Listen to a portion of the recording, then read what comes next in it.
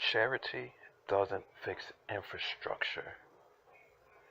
Charity, in most cases, especially when we're dealing with things related to the government, as the government is supposed to provide good education, good jobs, and programs when jobs are scarce, and the government is supposed to step in, and it's supposed to step in when things go wrong in the educational arena. I feel that charity limits, actually, it destroys political capital. Take, for instance, you have Barack Obama and his wife donating $2 million towards jobs in Chicago, right? What that says is that the problem is that people need to donate to fix a trillion, billion, to trillion dollar problem that exists. And pretty much where he's doing his jobs program is for the black youth. But the issue with black unemployment, black lack of jobs, is the government.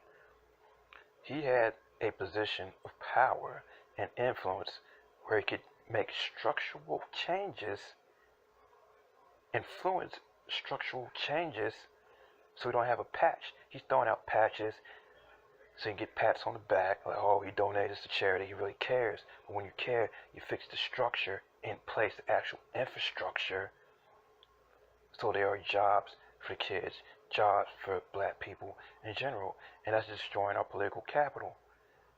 You're letting the government off the hook. You don't donate to those things. You get on the case of the government. Same with Chance the Rapper. And, even though they have, they know each other and have political, discourse with each other, etc., because they know each other's families. He donated to Chicago public schools. That is the government's job to take care of those things. What he's doing isn't going to fix the billion, trillions of dollars problem that we have.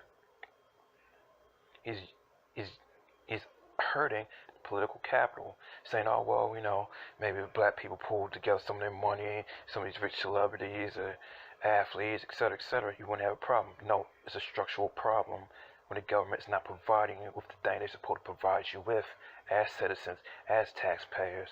You're supposed to have certain things as it pertains to jobs, and doing things for you to have jobs, as it pertains to education. What they're doing is, they get a pat on the back, and they're diluting the role of the government. Like, oh, well, we just have to pull ourselves up by the bootstraps and do better. No, that is not the issue. It's structural. It's the government not doing what they're supposed to do. And just to say, that I'm not talking crazy, look at water.org. Where you're throwing money at the problem, you're actually involving these people in the future, and you get your money back if you fund water.org usually, right? And there's a debt offering and an equity offering that you So the root of this is that there's never going to be enough charity in the world to solve the water supply crisis. It'd take about $200 billion a year for the next 5 years to do that. And you get five a year, right? Yeah.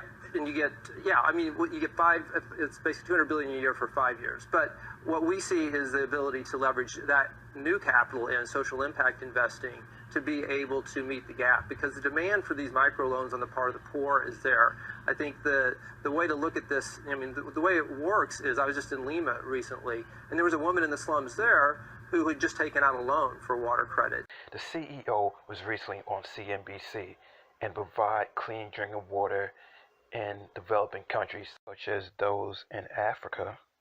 He said it would take $200 billion over the course of 5 years. $200 billion every year for 5 years straight to put the clean drinking infrastructure in place, to get this water infrastructure in place. And he said that's unrealistic. What he's doing is these micro loans for those citizens, for those people, so they can get the clean drinking water, to their homes, their communities, etc. And with these microloans, it's this actual structural change that he's that he's funding, that he's influencing, that he's helping out with the actual structure. And that's how you get things done in a timely manner and a manner that is probably sustainable. It's not charity what he's doing. They're just having these micro loans that most people get paid back, but these people just need the money up front to get the plumbing, clean drinking water installed for their homes, their communities, and then those women that spend all day running back and forth for water can now go get jobs and easily pay back those loans that was taken out for their families to have clean drinking water. That's a structural thing. It's not charity. It's structure. That's what is needed in the United States when it pertains to certain issues. But the structure is not being put in place for black people. When you have other people, white people, that are complaining about the lack of jobs, you're seeing how the structure, how the system gravitated towards them. Especially you see with Donald Trump saying, hey, how do we get these manufacturing and coal mining jobs back in West Virginia, etc. That's an actual structural influence saying, hey, do something about that. Bring these jobs here, etc., etc. Where certain things may happen, or they're going to be, levy certain taxes when they move jobs overseas. But where is that when you're dealing with black people? When you're dealing with black people, in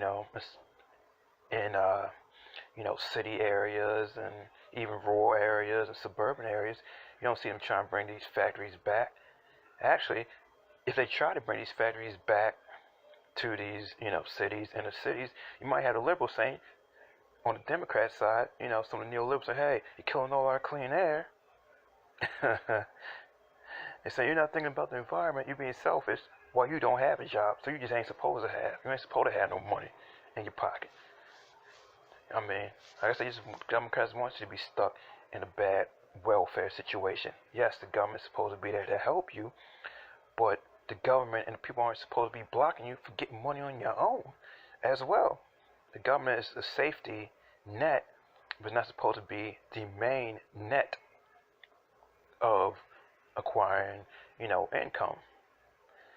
It doesn't work that way unless, you obviously safety net, disabilities, illness, etc. Okay, that's when they step up.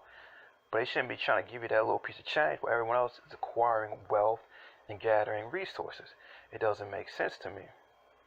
And I just hate to see how this black political capital is being destroyed by people thinking, oh, it's a charity situation. No, it's a structural situation. That the structure needs to be changed in order for success to happen. Structure in education, structure in jobs. Can you bring those manufacturing jobs back to the inner city? No, because you're going to get some all kinds of pushback saying, oh, we're beyond that, we're past that. But not everyone's going to have that certain education or those opportunities because the education system can't even give you a trade anymore unless somehow you're out there in rural America when you still maybe get,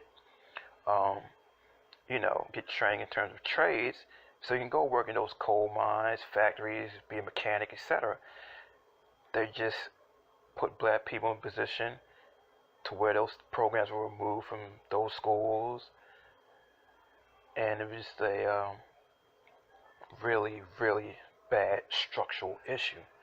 That's what I'm saying. You have to be wary and leery of charity. Charity is not infrastructure. Charity is not infrastructure. You don't have to hand out fish all the time. Give them a fishing pole so they can get their fish whenever they want to get it and earn as much fish and get as much fish as they want. But it's a way of control. It's a way to keep you down so you don't have the ability to rise up. Structural problem. Charity does not fix structural issues.